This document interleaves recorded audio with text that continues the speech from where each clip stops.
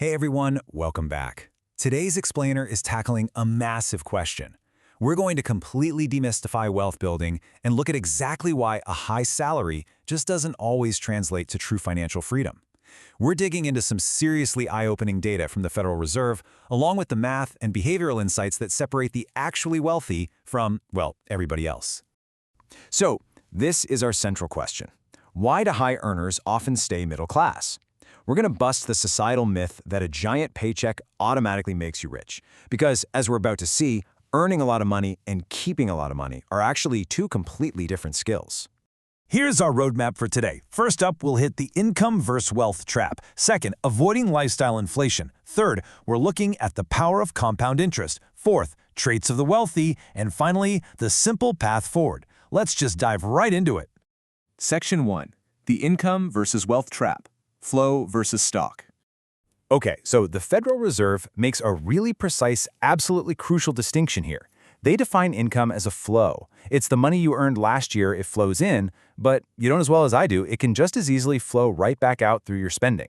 Net worth, on the other hand, is a stock. That's your cumulative wealth, literally your assets minus your liabilities at any given moment. The big takeaway? A massive income flow doesn't mean anything for your stock of wealth if you're just spending every dime the second it hits your bank account. And this is exactly why holding assets is a total game changer. Look at this number, 37%. According to Fed data, between 2019 and 2022, real median net worth surged a massive 37%.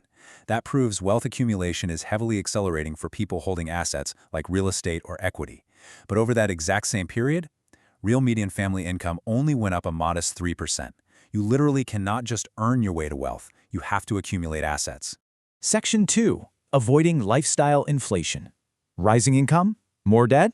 So take a look at this chart straight from the Fed. It tracks the distribution of student debt across income brackets, and it shows that debt is this widespread anchor across all income levels.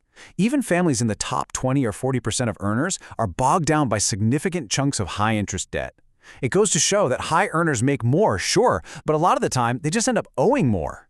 Financial author J.L. Collins has this fantastic analogy for this trap. He says, if you could learn to cater to the king, you wouldn't have to live on rice and beans. If you could learn to live on rice and beans, you wouldn't have to cater to the king. This hits the nail on the head regarding lifestyle inflation. When you prioritize social status and material stuff over financial independence, you're locking yourself into catering to the king. You're forcing yourself to keep grinding at that high-stress job just to float your inflated lifestyle. Which brings us to the core lesson from the classic study, The Millionaire Next Door. Simply put, wealth is what is accumulated, not spent. Taking tomorrow's dollars and spending them today on flashy things just keeps you stuck on a treadmill. It really doesn't matter what your salary is. A high earner who spends it all isn't getting wealthier. They're just living well right now. Moving on to Section 3, the power of compound interest, the power of time. We've all heard the term, but looking at principles from investor.gov and the exponential growth models from Rice University's math department, compound interest is literally just the interest you earn on your interest. It makes your principal grow exponentially. It's not a straight line up. It is a snowball rolling down a hill, picking up speed and mass at a wildly accelerating rate. Let's make this tangible. What if you invested your daily pizza money? Seriously, think about the massive long-term impact of a tiny daily expense. Let's use a simple $2 slice of pizza. $2 a day doesn't feel like anything, right? Well, let's look at the math from investor.gov. $2 a day for a year means you're spending $730. But what if you took that $730, saved it, and invested it at a conservative 5% return? After 5 years, it's over $931. And after 30 years, that single year's worth of pizza money has compounded into over $3,100. Now just imagine doing that with much larger sums, consistently, for your whole career. That's the exponential math we're talking about. And if you want a mental shortcut to calculate this on the fly, you've got to use the rule of 72.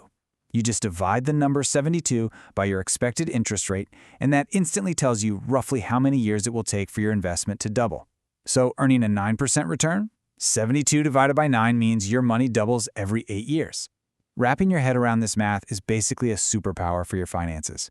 All right, Section 4, Traits of the Wealthy, How Millionaires Actually Act.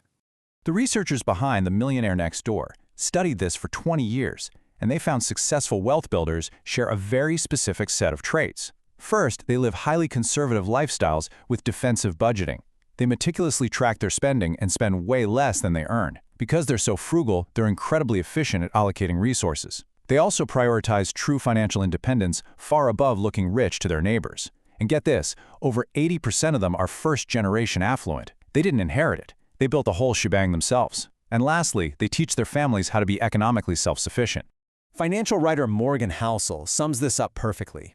The fastest way to get rich is to go slow. This ties right back into those conservative lifestyle choices. Real wealth takes patience. It takes discipline. You have to be willing to just let your money compound for decades without touching it to go buy the latest flashy car. Section 5. The Simple Path Forward. Your Wealth Blueprint. If we look at J.L. Collins' highly effective strategies, the actual path to doing this is surprisingly straightforward. Step 1. Spend less than you earn. Step 2. Avoid consumer debt like the plague. Step 3. Take the surplus and invest it in broad, low-cost index funds. And Step 4. Stay invested, even when the market gets volatile. By sticking to low-cost index funds that just track the whole market, you're dodging the crazy fees of active managers. You don't have to outsmart the market, you just ride its long-term upward wave. So, what is the point of all this? We're not just trying to hit a random high score in our bank accounts. The goal is what Collins famously calls FU money. This is the point of true financial independence, usually achieved when your invested assets hit roughly 25 times your annual expenses. Once you cross that line, you can safely live off the withdrawals, and working, it becomes entirely optional. You've officially bought your own freedom. And I think this quote captures the deep emotional resonance of this whole explainer. Money can buy many things, but nothing more valuable than your freedom. Seriously, every financial choice you're making, every dollar you decide to save instead of spend, every piece of debt you avoid, it all comes down to personal liberty. It is literally about reclaiming your own time. So, I'm going to leave you with this question to chew on. Are you catering to the king today, or are you building your freedom for tomorrow? Take a good hard look at your budget and your lifestyle. Are you trading long-term wealth for short-term status? Let's use the undeniable math of compounding and the discipline of the wealthy to lock in our own financial independence. Thanks for walking through this explainer with me, and I really hope you take these lessons and apply them to your own path forward.